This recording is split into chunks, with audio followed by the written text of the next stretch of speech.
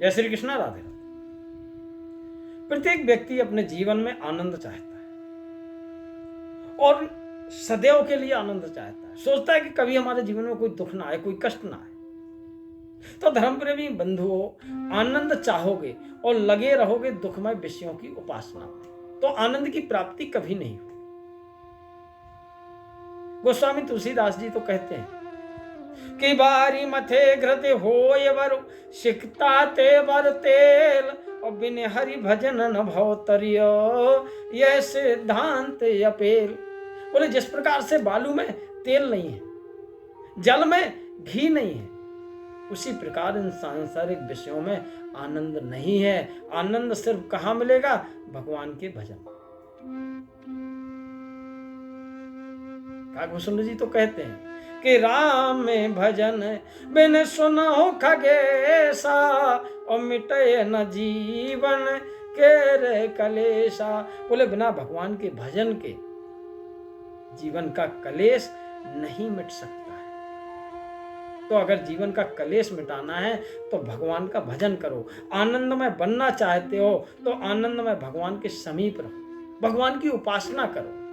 कैसे? जैसे हम अग्नि के समीप बैठते हैं तो हमारा शरीर अपने आप गर्म हो जाता है, और बर्फ के पास बैठते हैं तो हमारा शरीर बर्फ से ठंडा हो जाता है। तो जो अग्नि गर्म है तो हमें गर्म बना देती है, और बर्फ ठंडा है तो हमें ठंडा बना देती है। इसी तरह से भगवान भी आनंदमय है।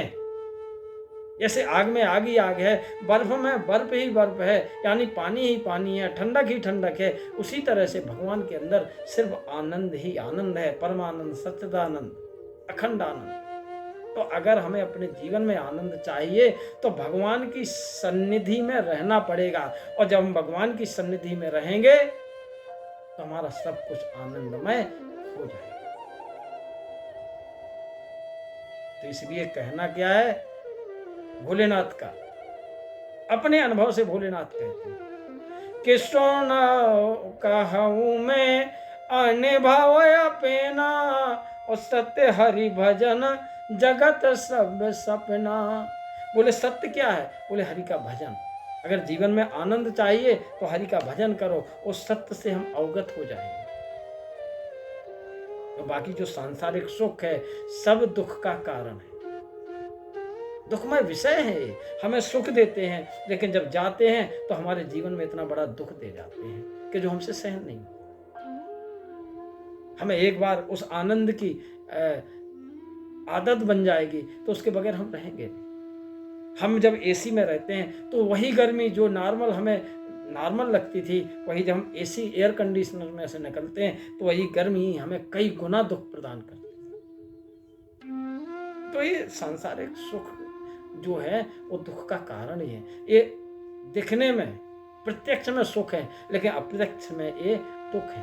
मुनि जी सुख का कारण कभी दुख का कारण बन जाता है। जो सुख जिसमें दिखाई देता है वो दुख बन जाता है। तो असली सुख क्या है? असली सुख है राम भजन।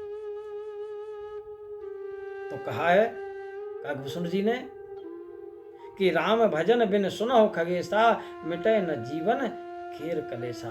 तो राम का भजन कीजिए, उस आनंदमय की सन्निधि में जाइए तो हमारा जीवन आनंदमय हो जाए। जैसे